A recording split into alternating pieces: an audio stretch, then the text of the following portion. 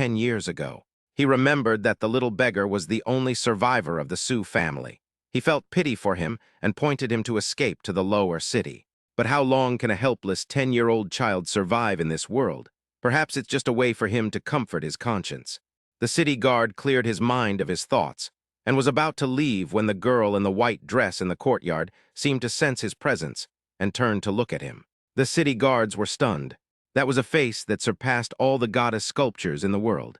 Then the city guards noticed that the other person was holding a blueprint, and the outline of the building on the blueprint was exactly the same as the Sioux family ancestral home that had been burned down 10 years ago. Could she really be that little beggar from back then? A thought popped into the city guard's mind. But the woman before him was absolutely beautiful, without a single flaw. I still remember the poor little beggar with a horrifying scar on his face. Something's not right. Those clear eyes began to overlap with those of the little beggar from 10 years ago. The city guard looked up again, but the woman had vanished without a trace. Chapter 139, Final Chapter. In Suzhou, across the Suzhou River that clearly separates the rich and poor, the other half presents a completely different picture. Reflected in the river, prosperity and decay coexist. Mu Yungui returned silently to the dilapidated alley. He stood in front of the weathered wooden door, a hint of surprise flashing in his eyes. He had assumed that the courtyard, weathered by decades of wind and rain, would have long since turned into ruins. But the scene before him was beyond his expectations. He pushed open the door and entered. The objects in the yard were still arranged neatly as before, and the weeds were not taller than his boots, indicating that someone had been taking care of the place. "Master Immortal," a trembling voice called out to him from behind. Mu Yungui turned around and saw a tall man with a slight stubble standing not far away. The man was holding the hand of a little girl of about 4 or 5 years old. Mu Yungui noticed that the man's large hand was missing a finger. Upon seeing Mu Yungui, the man's face was filled with shock and joy. "Immortal Master, you're back. Long Tao, did you clean this house?" Mu Yungui asked. Long Tao nodded repeatedly. "Yes. After the Immortal Master left Suzhou, Lu Ren and I would come to your house from time to clean it up, thinking that the Immortal Master might come back." As he spoke, he tugged at the little girl beside him. "Oh, right, Immortal Master. This is my daughter. Her name is Lu Ling." Mu Yungui looked at the little girl. Her clear eyes held a hint of fear, yet she curiously examined the handsome young man in black before her. Fearing that Mu Yungui would be displeased, Long Tao hurriedly said, "Come Linger kowtow to the Immortal Master." Upon hearing this, the girl, though not understanding why her father was so flustered, was always sensible and obediently prepared to kneel down. Just as she was about to kneel down, Mu Yungui bent down, gently touched her head and shook his head. The little girl raised her head, her clear eyes gazing intently at the beautiful fairy master before her. "A child isn't some heinous, wicked, bullying beast. Why should he kowtow to me?" Mu Yungui rolled his eyes at Long Tao. Long Tao understood and hurriedly explained, "Immortal Master, since then Lu Ren and I have always kept your instructions in mind, and we have never done a bad thing in more than 10 years. He raised 4 fingers and looked up at the sky with a devout expression, making a vow. Mu Yungui listened and nodded. Seeing that Mu Yungui seemed satisfied, Long Tao breathed a sigh of relief, only to see Mu Yungui's aura suddenly change, his gaze fixed on him like a knife. "You really haven't done anything wrong. You have a clear conscience." As soon as he finished speaking, the temperature around him plummeted, and countless killing intents filled the air around Long Tao. The little girl sneezed, not understanding why, but simply curious about why the weather had suddenly turned cold. Long Tao dared not breathe, the aura of imminent death enveloping him once again after 10 years. He believed that if Mu Yungui had a single thought, he would surely die on the spot. He gritted his teeth and said with a death-defying air, "I have a clear conscience." Mu Yungui suddenly smiled, and the murderous intent around him instantly dissipated. "That's well said, but I'll have to see for myself to decide." He stood up, rubbed his face, and then pinched the girl's cheek. "It's getting cold. Take the child home for dinner. I'll go buy some food, too. Beggar's chicken is good." Mu Yungui waved his hand. "By the way, please look after this courtyard for me, thanks." With that, he vanished in an instant, leaving only the little girl's surprised expression. After listening, Long Tao, a burly man in his 40s, suddenly had tears welling up in his eyes. In May, the weather in Suzhou is unpredictable. Even though a heavy rain had just fallen at noon, dark clouds were gathering again, making the sky dark and gloomy. Mu Yungui vanished and reappeared on Chicken Tail Street. Taking advantage of the tail end of the market closing time, he managed to buy a lotus leaf wrapped in a fragrant aroma. Mu Yungui looked towards a steamed bun shop, where a woman with slightly graying temples was tidying up the shop with a child of about 10 years old. The woman looked at her grown-up child with eyes full of joy and emotion.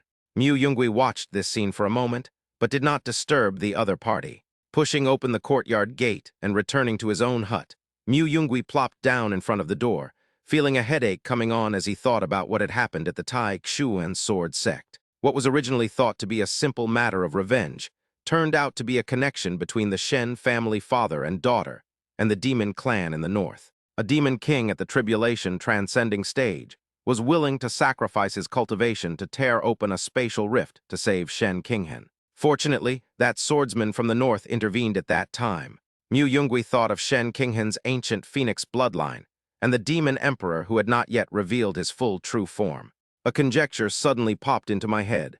Shen Ling Xiao, you don't actually have such heavy tastes, do you? I've heard of Mu Yungui, the one associated with the Japanese grass and the Japanese rabbit, but, alas, the northern realm, the demon emperor.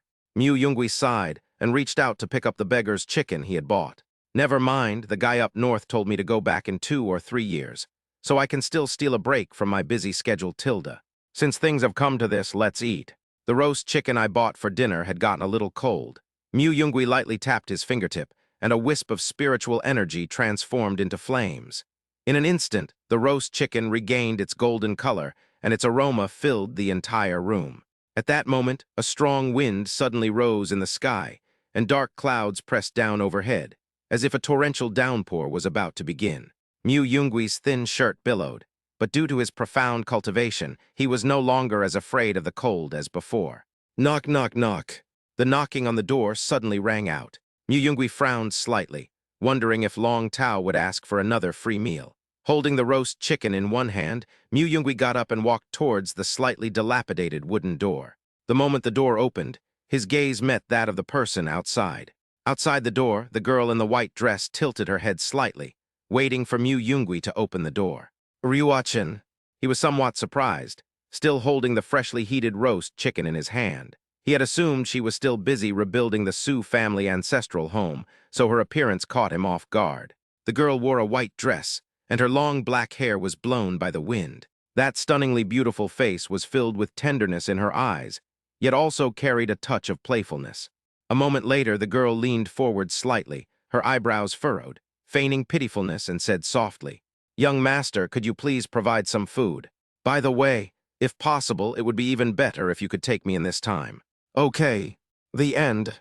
I'll probably write a few more side stories and mini-stories, like Xian Ryu-chan after her transformation into a villain in an what-if storyline, or the two of them traveling back to the modern era. Let's summarize. First of all, thank you to all the readers who have read this book. Thank you. I'm truly grateful to everyone who has been following along. Can you really tolerate an author updating only once every 3 or 4 days? I have my doubts. It's been serialized since last June, more than half a year now. For Tomato's author, cutting off a book isn't a big deal, but after considering it each time, he still persists, wanting to give a story an ending. Fortunately, I finally finished writing it, albeit intermittently. This is my second book. Although it has many shortcomings, it's still an improvement over my first one. Writing might continue, but I doubt I'll start a third book anytime soon. If I do write one, it'll probably be something lighter like fantasy, comedy, imaginative stories, or romance. Chapter 140, The Strange Woman. Young master, then I won't stand on ceremony. Jiang Ryuachin walked forward and suddenly hugged Mu Yungui. Because Mu Yungui was still holding the beggar's chicken, he was caught off guard and let the girl get close to him. The girl squinted, a sly smile playing on her lips. Like a lazy kitten, she snuggled against Mu Yungui, her hair gently brushing against his neck, sending a tingling sensation through him. Master, I like it Tilda. Jiang Ryuachin's voice was soft and sweet, with a hint of coquetry, as if she enjoyed such intimate gestures. Mu Yungui looked down at her, a hint of helplessness flashing in his eyes, yet he couldn't hide his doting affection. After confirming their feelings for each other, the stunningly beautiful girl in his arms would occasionally become overly dependent on Mu Yungui. Fortunately, Mu Yungui gradually got used to it. Mu Yungui chuckled awkwardly, her ears turning slightly red, seemingly unable to handle such a direct expression. Master, do you actually not like Ryuachin? Jiang Ryuachin suddenly raised her head, blinked her watery eyes, and looked at him with feigned grievance. Mu Yungui was taken aback and was about to explain when he saw the girl in his arms lean closer, staring intently at his somewhat flustered expression, as if trying to find some flaw in his face. Tilde, Jiang Ryuachin suddenly laughed out loud, her eyes full of smugness. Mu Yungui gave a helpless twitch of his lips, sighed softly, and said jokingly, Jiang Ryuachin, you've learned to tease me now, haven't you? He then reached out and pinched her fair and delicate cheek, the force not strong, but with a hint of punishment. As the girl stepped inside, Mu Yungui casually closed the door, which was swaying in the wind. The moment the door closed, the howling wind vanished instantly. The faded red lanterns under the eaves stopped swaying, and the wind began to subside within the courtyard. The two then casually sat down under the eaves. This time I want to eat with my master. Jiang Ryuachin recalled the scene when she first met her master, and the help she received when she was most helpless and desperate. The two looked at the strong wind outside the courtyard and the somewhat gloomy sky, and then had a simple dinner. Large raindrops began to fall from the sky, and then, a few moments later, a torrential downpour began. The two gazed at the rain, and Jiang Ryuachin leaned against Mu Yungui's shoulder, swinging her legs as her eyes softened. At that moment, the two of them simply gazed at the rain. It really is just like a dream, she murmured softly, her voice almost inaudible. What's wrong with Ryuachin? Mu Yungui looked down at her, his fingers gently stroking her hair. I can't believe I can really find happiness. Jiang Ryuachin's voice trembled slightly, as if these words had been hidden in her heart for a long time and had finally found an outlet. Master, over the years, I have always regarded you as the person I respect most, but I don't know when it started. That respect gradually turned into another emotion. I tried to suppress it, but I found that I simply couldn't control it. Isn't Ryuachin actually a greedy person? Mu Yungui propped himself up with his hands, gazing at the sky. When I first met Ryuachin, I only thought of using her to complete my revenge plan, but later, I became increasingly confused about my own feelings. Until I finally mustered the courage to confront my own feelings. Now that we've met, we should cherish everything we have. Master, the girl murmured softly, her eyes glazed over. Mu Yungui slowly lowered his head, the distance between them drawing ever closer. He could see his own reflection in the girl's eyes, feel her slightly trembling body, and smell her faint, delicate fragrance. At this moment, the ambiguity of their feelings had reached its peak. Jiang Ryuachin's long eyelashes trembled slightly on her beautiful face, and then her eyes became hazy. The two began to draw closer and closer. Knock, knock. The knocking on the door abruptly tore through the rain. The wooden door creaked open, revealing a man and a woman. The man in the blue robe still had lingering rain mist clinging to his shoulders. He casually brushed the raindrops off his shoulders with his slender fingers, and the gyukin on his back gleamed with a warm luster in the dim light. Excuse me. Ning Xianqi couldn't help but complain. Brother Mu's ancestral home does have a certain rustic charm. Kjai followed closely behind, the silver threads embroidered on her black skirt faintly visible in the candlelight, and only then did Ning Xianqi release her hand from his. The two people under the eaves bowed slightly. Fellow Taoist Mu, Sister Ryuachin, we apologize for our intrusion.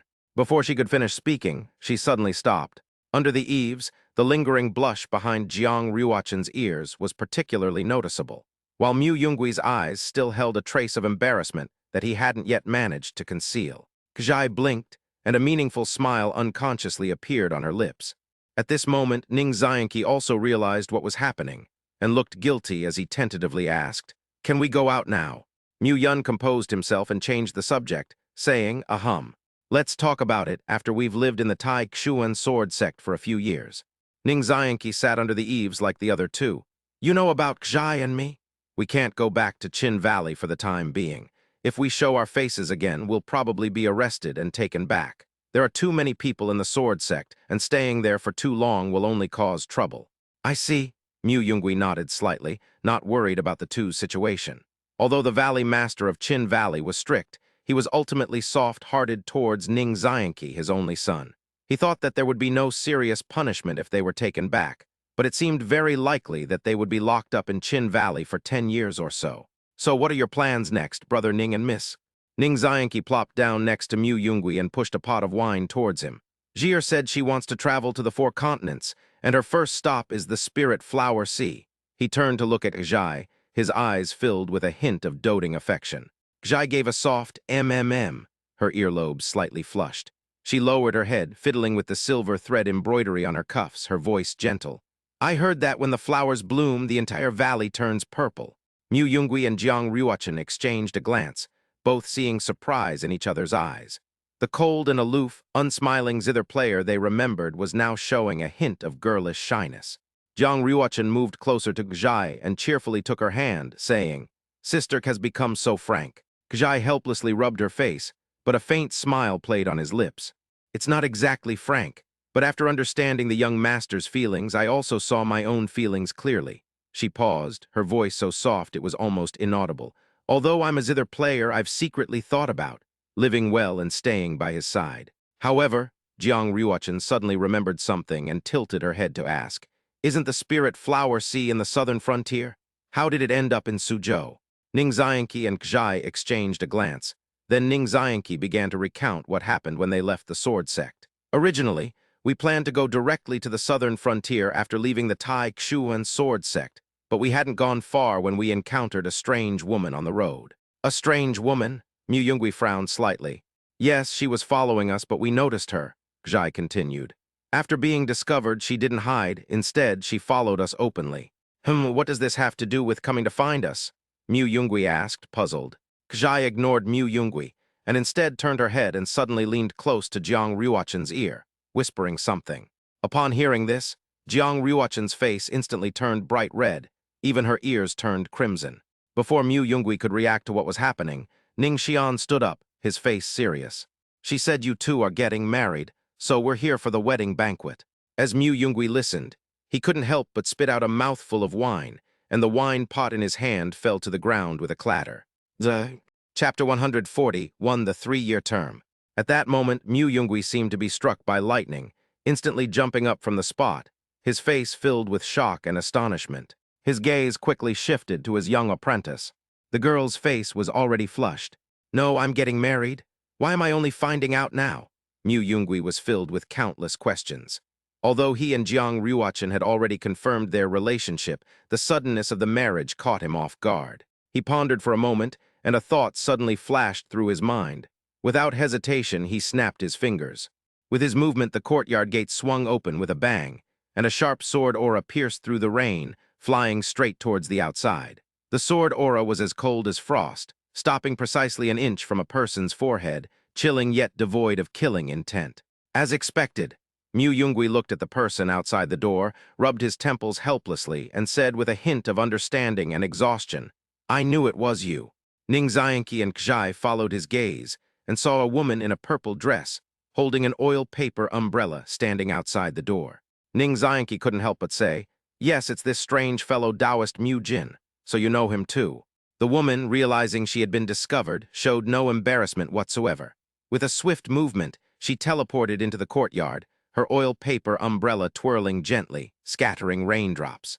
Her alluring vertical pupils blinked, and she smiled slightly, her gaze sweeping over Ning Xianqi and Gjai, a silent greeting in itself. He raised an eyebrow in a mocking manner, his tone tinged with a hint of teasing. Oh, Brother Mu, did I guess wrong? I thought you secretly left the sword sect and returned to Suzhou to get married in your hometown. Turns out that wasn't the case.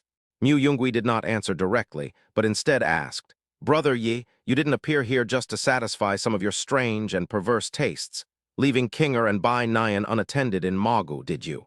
During their last encounter in the Ink Valley, Mu Yungui and Jiang Ruochen learned about this 10,000-year-old demon's strange hobby from Chen Kinger and Bai Nian. I like to crouch in the shadows and quietly observe other people's lives. Back in Magu, he had paid attention to the lives of a pair of childhood sweethearts, the entanglement between a princess and a guard in a neighboring dynasty, or the love story between a Taoist priest with low cultivation and a fox demon. He seemed particularly fascinated by these unusual relationships. He smiled and said in a relaxed tone, Perhaps Kinger and Bai Nian's strength is not as weak as Brother Mu thinks.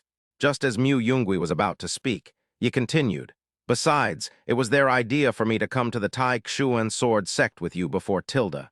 She paused, then put her hand on her chest and said smugly, Although I am only at the nascent soul stage, it is not too difficult for me to help you stop 1 or 2 nascent soul cultivators. But in the end, I didn't really help much. Back in Magu, the resolute expressions on your faces told me you were up to something big. After some reasoning, I was able to figure it out roughly.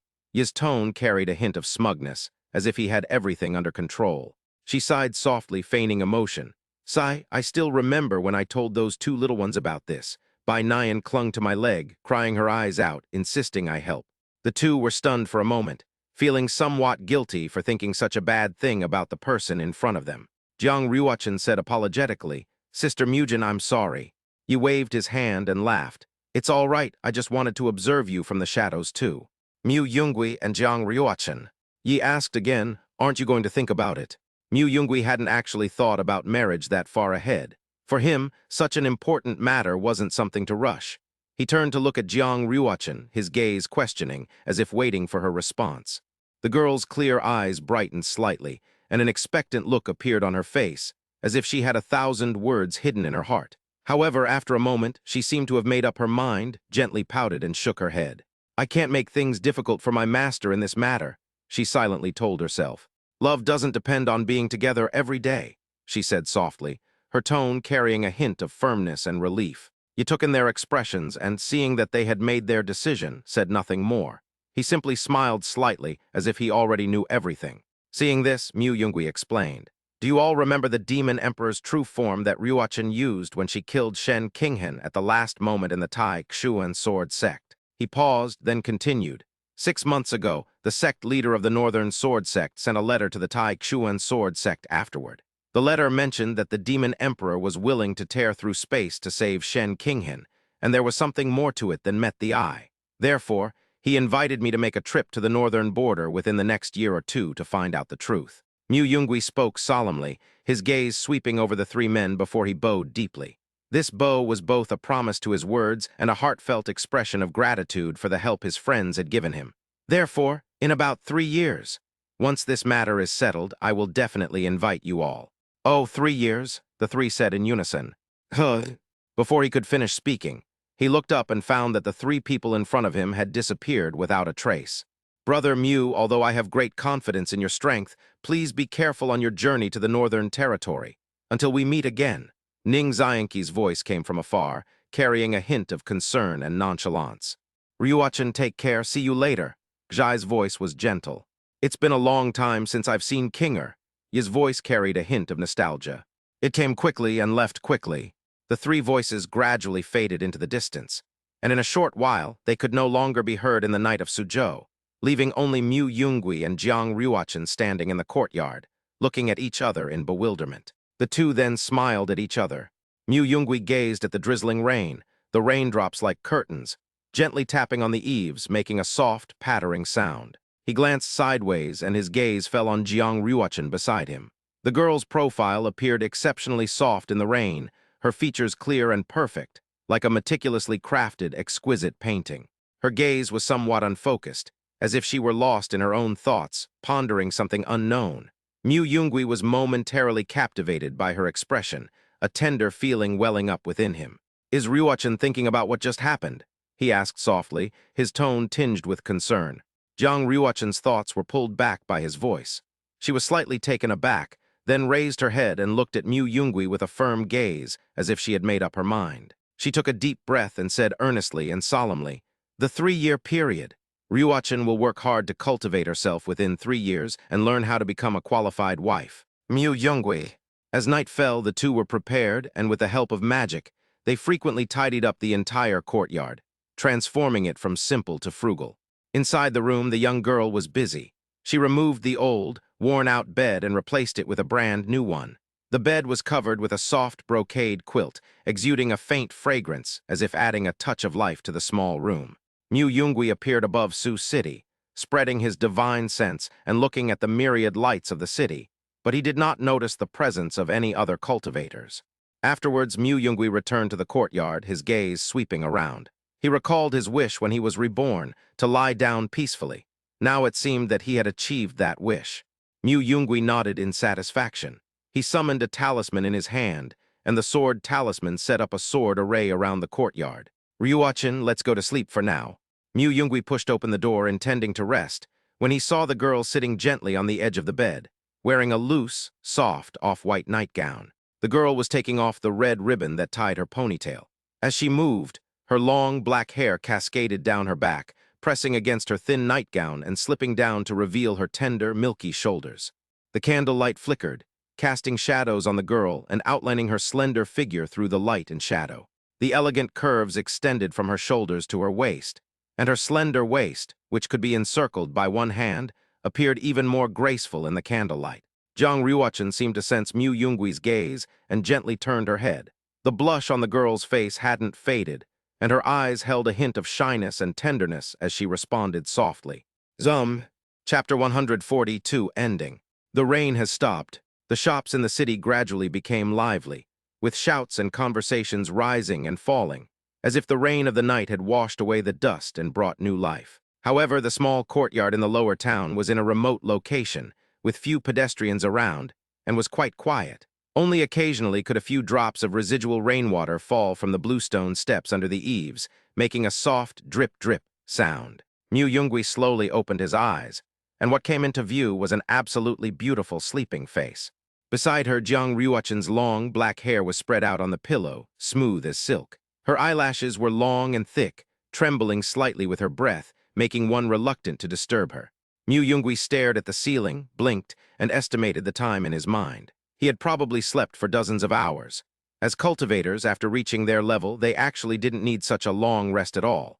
However, last night, the two of them completely relaxed their minds and fell into a deep sleep in the most natural way, just like ordinary people.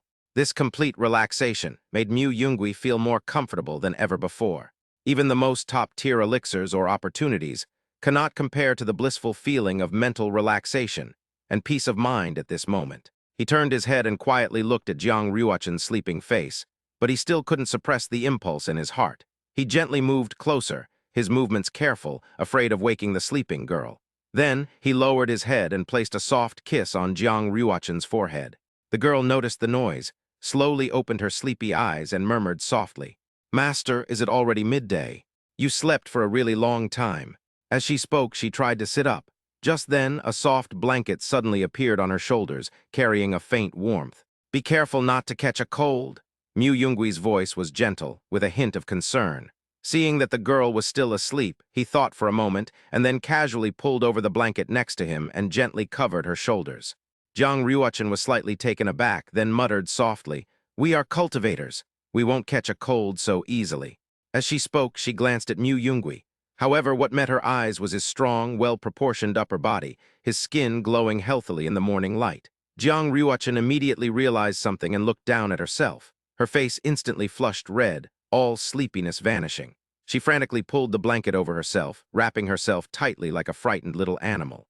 "Master, master." Looking at his usually aloof, ethereal, and flawless little disciple, Mu Yungwee couldn't help but chuckle at his current appearance. If Jiang Ryuchen has any flaws, it's probably that she's always a bit slow to react after waking up, but that also makes her seem exceptionally adorable. A girl's voice, barely audible, came from within the clump. "Master, last night we..." Mu Yungwee immediately replied, "I will follow Ryuchen's will." Upon hearing this, the girl recalled what had happened last night. Now that things had come to this, she could no longer hide her shameful state. So the girl simply spread out the warm blankets and covered Mu Yungwee with them as well. There was no clothing between their skin, and they felt each other's body heat. Jiang Ryuchen hugged Mu Yungwee and pleaded, "Please, master, forget what happened last night." Mu Yungwee, now subdued, said helplessly, "So, Ryuchen, why did you push me down again?" This is... This is punishment for master." Chirp tilde. Noon. At this time, the two people in the courtyard had already gotten up. "It's not early at all." Jiang Ryuchen gently tied up her cascading black hair and draped it over her left shoulder. If she was like a pear blossom bud before, pure, innocent, and reserved, then she is now like a pear blossom in full bloom, pure white with a touch of charm and more mature. On the table, Mu Yungwee had already laid out the pastries he had bought from the street vendor. Steaming hot buns, golden and crispy fried dough sticks, and a bowl of congee, simple yet comforting. On Jiang Ryuchen's side, there was a cup of steaming brown sugar water, its faint, sweet aroma filling the air. Mu Yungwee sat opposite her, his gaze gently falling on Jiang Ryuchen, and the corners of his mouth unconsciously turned up slightly. Jiang Ryuachin noticed his gaze, and the blush that had just faded from her face quietly crept back up. She picked up the cup of brown sugar water, took a small sip, and tried to use the cup to cover her slightly burning cheeks. "Master, why are you smiling at Ryuachin?" Upon hearing this, Mu Yungwee's smile deepened, but he feigned nonchalance and said, "No." Jiang Ryuachin took a sip of brown sugar water and turned her head away. "So you're thinking about Ryuachin's embarrassing behavior last night?" Mu Yungwee shook his head. "I just feel that I am very happy right now, and that's enough." The girl then raised her head, looked at her master, and confessed, "Please don't dislike Ryuachin in the future, master." In that small fishing village by the sea, people with their own thoughts lived together harmoniously. The girls enjoyed the connection of leaning on each other. The men quietly guarded everything, and the children held a newspaper in their hands, thinking that when they grew up, they would go and see the boy who had become famous not long ago but had quickly disappeared. On a celestial ferry, a young man carrying a zither conjured a red rose from his hand using a newly learned mortal magic trick and handed it to a girl in a black dress sitting opposite him. The girl gently took the rose, covering her face and laughing, but she was amused by the young man's clumsy performance. Seeing this, the young man's face softened. Unlike the sex of immortal cultivators, the girl in green removed her glasses and let out a long sigh of relief at the new formation she had spent months researching. Then, she smiled with satisfaction. Hearing the voices, a middle-aged man entered, pulling a little girl along, unable to hide his joy and pride. On her way home, Mu Jin thought of Mu Yun-gui and Jiang Ryu-chan, and wondered if their next meeting would bring even more fun, which made her even happier, because she knew the story was still going on. The end.